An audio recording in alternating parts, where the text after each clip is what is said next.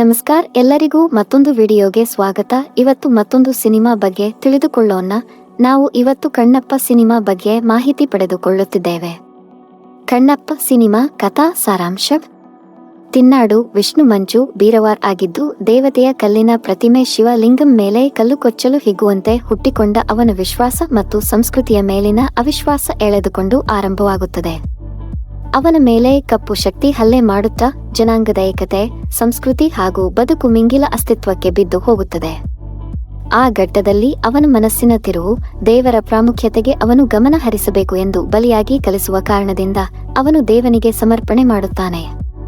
Kannappa cinema ಪ್ರಮುಖ ಪಾತ್ರಗಳು: ತಿನ್ನಾಡು ಕಣ್ಣಪ್ಪ, ವಿಷ್ಣು ಮಂಜು, ಧೈರ್ಯ, ಕ್ರೋಧ ಮತ್ತು ನಂತರ ಭಕ್ತಿಯ ದಾರಿಯೊಳಕ್ಕೆ ಹೋಗುವ ಹೋರಾಟ.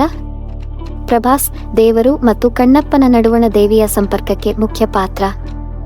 ಶಿವ, ಅಕ್ಷಯ್ ಕುಮಾರ್, ಕಣ್ಣಪ್ಪನ ಪ್ರಯಾಣದಲ್ಲಿ ಲಕ್ಷಣ, ಅವನಲ್ಲಿರುವ ವಿಶ್ವಾಸವನ್ನು ಹುಡುಕುವ ಶಿವ. ಪಾರ್ವತಿ, ಕಾಜಲ್ ಅಗರ್ವಾಲ್, ದೇವಿಯ ಸಂವಾದದಲ್ಲಿ ಭಾಗಿಯಾಗುವ ಮುಖ. ಕಿರಾತ, ಮೋಹನ್, ಗೌರವಾನ್ವಿತ ದೌತ್ಯ ಪಾತ್ರ. ಮಹದೇವ ಶಾಸ್ತ್ರಿ, ಮೋಹನ್ ಬಾಬು, ಜ್ಞಾನ ಮತ್ತು ಧಾರ್ಮಿಕ ದೃಷ್ಟಾಂತಕ್ಕೆ ಪ್ರಮುಖ. ಕಣ್ಣಪ್ಪ ಸಿನಿಮಾದ ಬಗ್ಗೆ ಅಭಿಪ್ರಾಯ: ಟ್ರೈಲರ್ ನೋಡಿ ನಂಬಿಕೆ ಬಂತು. ಪ್ರಭಾಸ್ ಸನ್ನಿವೇಶಗಳು ಮೆಚ್ಚಿಗೆ ಪಾತ್ರ ಎಂಬ ರೀತಿಯ ಸಕಾರಾತ್ಮಕ ಪ್ರತಿಕ್ರಿಯೆಗಳು ಟ್ರೈಲರ್ ಬಳಿಕ ಸಾಮಾಜಿಕ ಜಾಲದಲ್ಲಿ ಹರಿದಾಡಿವೆ.